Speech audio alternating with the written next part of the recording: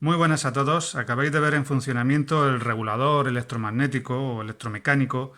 Es el regulador de tensión, estabilizador de tensión que se utilizaba hasta 1970 más o menos. El objetivo de este vídeo no es que aprendamos cómo funciona esto, sino que es comprender los principios de la regulación de tensión, de estabilización de tensión en el vehículo. En el vehículo no podemos sobrepasar, no debe de sobrepasar la tensión de 14 voltios y medio, porque si no, los componentes electrónicos sobre todo se van a fundir, se van a quemar. Vamos a ver en el vídeo, voy a apoyarme en este relé, en este regulador electromagnético de tensión para explicar el fenómeno de la estabilización de tensión. Posteriormente, al final del vídeo, vamos a sacar unas consecuencias porque dejó de utilizarse esto y nada, espero sirva para estudiar.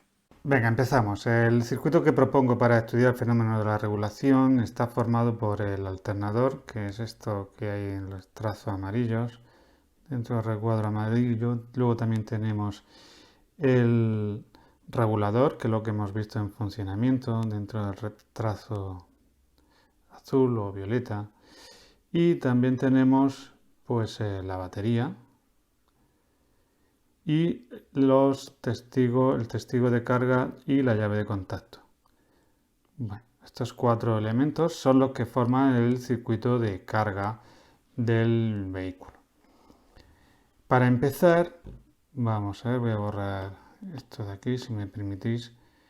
Cuando no hay contacto, no se ha introducido la llave y no se ha puesto contacto, pues la batería supongamos que está entregando 12 voltios. No puede haber corriente de entrada al alternador puesto que estos tres diodos de cátodo común están polarizados en sentido inverso y a través de la llave de contacto tampoco hay corriente puesto que está abierta. Vale, esta situación pues es con el vehículo parado y sin llave de contacto. Si ahora, voy a borrar esto, si ahora lo que hago es meterme en el coche, meto la llave, pongo contacto 15 después de positivo después de batería, pues sí que va a haber una corriente a través de la llave de contacto, va a atravesar el testigo de carga de batería, va a lucir, se va a encender y bueno, va a llegar la corriente a este nudo. En este nudo no puede haber corriente de entrada al alternador, a los diodos de excitación. La corriente se viene hacia el regulador. ¿Vale? En el regulador va a llegar, vamos a ver, va a llegar a este nudo de aquí de la resistencia, pero si nos damos cuenta, a través de los contactos P y Q no hay ninguna resistencia, por lo tanto se viene por los contactos hacia la excitación del alternador. Va a entrar en la bobina del rotor, la bobina inductora, y va a generar un campo magnético, ¿vale? Va a haber una preexcitación que va a cortar esas líneas de fuerza, van a cortar a las bobinas del estator. Pero como no hay variación de ese campo magnético, no va a subir, no va a generar tensión ni corriente el alternador. Aquí en el regulador, la bobina está sometida a 12 voltios, la bobina del relé que hemos visto en funcionamiento. Y bueno, vamos a calcular aquí corrientes. Supongamos que la resistencia de la bobina del rotor es de 4 ohmios. Entonces la corriente intensidad de excitación 1, voy a llamarlo, son 12 voltios de batería, partido de 4, 3 amperios. Muy bien. ¿Vale? Esto es sin arrancar el coche, sin poner el motor de combustión en marcha. La bobina de excitación, del relé electromecánico, supongamos que tiene una resistencia de, pues no sé, 12 ohmios. La intensidad en el relé, la bobina del relé, voy a llamarla IR1, es igual a 12 partido de 12 voltios partido de 12 ohmios, son 1 amperio. Muy bien, esta es la situación con vehículo parado. Primero lo hemos visto sin llave y después con el 15 contacto puesto. Vamos a arrancar el vehículo y a ver qué ocurre. En el momento en que el rotor se pone a girar, ya el campo magnético en las bobinas del estator es variable y se va a inducir una tensión. Supongamos que esa tensión alcanza los 14 voltios. En ese caso sí que hay corriente de carga hacia la batería, vamos a cargar batería y también va a haber una tensión de 14 voltios en la salida de excitación del alternador. Vamos, si nos fijamos, la tensión en los dos terminales del testigo de carga son 14 voltios, por lo tanto el testigo, la luz de carga de batería, se apaga. Vale. Esta corriente sigue siendo una corriente de entrada al regulador, ¿vale? Se va a encontrar otra vez con la resistencia, pero va a seguir su camino a través de los contactos P y Q móvil hacia la excitación, ¿vale? Esta sería la corriente de excitación. También aquí en la bobina, en el terminal de la bobina, ha subido la corriente, la tensión, perdón, a 14 voltios. Voy a dibujarlo, voy a pintarlo aquí, 14 voltios. Vale, como quiera que antes eran 12 y ahora son 14, pues se genera todavía más campo magnético que antes. Bueno, bien, no hay ninguna novedad. Si calculamos las corrientes, sí que vamos a ver que han subido. Las tengo aquí ya preparadas para ahorrar tiempo. A 800 revoluciones por minuto, la intensidad de excitación ha subido, puesto que la tensión ha subido de 12 a 14, bueno, pues está en 3,5 amperios. Anteriormente eran 3 amperios. Y la intensidad a través de la bobina del relé, que antes era 1 amperio, ha subido a 1,16. Muy bien. Ahora lo que vamos a hacer es acelerar un poquito. Voy a preparar el circuito y vemos qué ocurre. Venga, si acelero un poquito, supongamos que nos ponemos 850 vueltas, el rotor gira más rápido, más líneas de fuerza cortan las bobinas del estator y la tensión supongamos que sube a 14,2 voltios, de 14 a 14,2. Aquí sube a 14,2 y en este caso ya la tensión en la bobina del relé son 14,2 y al subir esa tensión de 14 a 14,2 hay más líneas de fuerza que antes, hay más corriente, la tengo aquí calculada, vamos a verla, es 1,18, anteriormente era 1,16, ahora es 1,18 amperios. El caso es que al haber más líneas de fuerza, el contacto móvil va a pasar a la posición intermedia, esta que tenemos aquí dibujada. Aquí está, el contacto móvil se despega del P, pero no llega al S, se queda ahí en el aire. Como quiera que esto ha ocurrido así, pues vamos a ver el camino de las corrientes.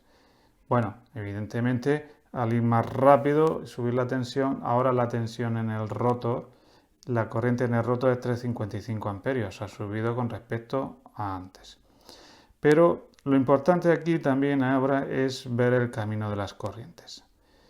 Mira, si esto está a 14, bueno, por supuesto esto está cerrado, 14,2.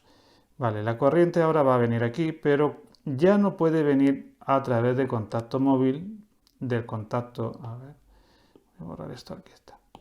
No puede llegar hasta aquí, pero no pasa al contacto Q. Entonces la corriente ahora tiene que atravesar la resistencia. ¿Vale? Atraviesa la resistencia y se va hacia la bobina de excitación, como antes. Si esta resistencia supongamos que es de un ohmio, pues esa tensión, esa corriente va a caer, porque ahora la intensidad de excitación será igual a la tensión, 14,2 voltios, partido de la resistencia, que eran 4 más 1 ohmio del valor de la resistencia. ¿Vale? Hay menos corriente, esto si lo calculo, pues son 14,2 partido de 5 igual a 2,84 amperios. Ha pasado de circular por esta bobina, vamos a verlo, que lo tenemos aquí, ha pasado de circular 3,55 a 2,84 amperios. Entonces se generan menos líneas de fuerza cortan al estator y la tensión a la salida baja a 14 voltios. ¿Vale? 14 voltios. Como quiera que ha bajado a 14 voltios aquí, pues ya las líneas de fuerza son menores y el contacto móvil regresa a su posición de reposo, que es esta de aquí. Rápidamente van a subir otra vez las revoluciones a 850, ¿vale? Y el proceso se repite. Por lo tanto, el contacto móvil está continuamente abriendo y cerrando, como hemos visto en el vídeo. Este contacto está continuamente abriendo y cerrando. Si en estas circunstancias que está el contacto móvil en la posición central, aceleramos, subimos por ejemplo pues a 1000 revoluciones, el contacto móvil, a ver, voy a borrar esto, pasa a la posición S, ¿vale? Y entonces no hay corriente de excitación, o la corriente de excitación, si vemos, está cortocircuitado. Por aquí sale la masa, entra por los contactos S, contacto móvil y vuelve a excitación. Está cortocircuitada. Esa corriente cae a cero rápidamente, se va a convertir en calor y como quiera que cae a cero, la tensión va a bajar rápidamente, ¿vale? Si había llegado a 14,5, rápidamente se pone el contacto en la posición central, esta de aquí, y rápidamente vuelve a la posición de reposo. Por lo tanto, el contacto móvil no para de subir y bajar e ir haciendo contactos entre sí. Eso implica un desgaste y también fijaos que para ajustar esto a 14 voltios, a 14,5 y a 14,2, pues de manera mecánica es bastante complicado. Por eso dejó de utilizarse este sistema. Bueno, como conclusión y para finalizar el vídeo, este regulador electromagnético, electromecánico, dejó de utilizarse por muchos motivos, pero no lo voy a explicar todos. El principal de ellos es que precisa de ajustes. ¿Veis? Aquí tiene tornillos que regulan la altura de los contactos, tanto en el uno como en el otro. Dos tornillos que regulan la altura de los contactos. Bien, eso una vez ajustado no se utilizaba. Ya se quedaban ahí bien apretados y se acabó. Pero sí que tiene otro tornillo, este de aquí atrás, a ver si puedo mostrarlo, que sí tiene ajuste y se utilizaba. Este tornillo, con su giro, controlamos la presión del fleje metálico sobre los contactos móviles.